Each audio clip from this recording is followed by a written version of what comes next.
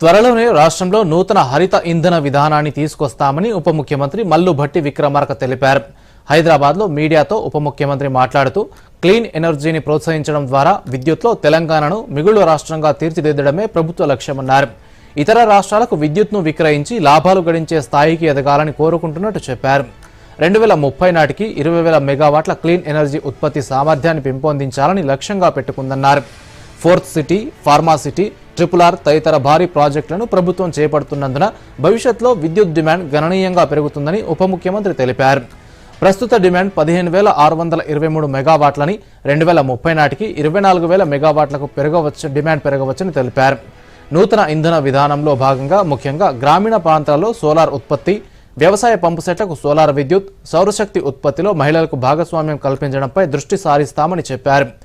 మహిళా స్వయం సహాయక సంఘాలకు కేటాయించేందుకు ఉద్దేశించిన 4,000 మెగావాట్లలో ఇప్పటికే 1,000 మెగావాట్లకు MOUలు కుదిరాయన్నారు.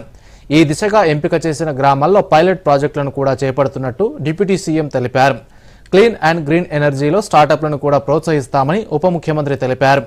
ఈ ఏడాది విద్యుత్ ఛార్జీలు పెంచబోమని పునరుద్ఘాటించారు. తెలంగాణ రాష్ట్రానికి కూడా 2029-30 కల్లా 24,215 మెగావాట్ల డిమాండ్కి ఈ రాష్ట్రం అవసరం పడేటువంటి పరిస్థితులు ఉన్నాయి. ఈ డిమాండ్ని అనుగుణంగా మన రాష్ట్రంలో కూడా దాదాపు 20,000 మెగావాట్ల రెన్యూవబుల్ ఎనర్జీని, క్లీన్ అండ్ గ్రీన్ ఎనర్జీని మన రాష్ట్రంలో తయారు చేసుకోవాలి, ఉత్పత్తి చేసేటువంటి పరిస్థితుల్లో ఇక్కడ వాతావరణాన్ని తీసుకొని రావాలనేటువంటి ఆలోచనతోనే ఒక న్యూ ఎనర్జీ పాలసీతో తెలంగాణ రాష్ట్ర ప్రభుత్వం రాబోతూ ఉంది.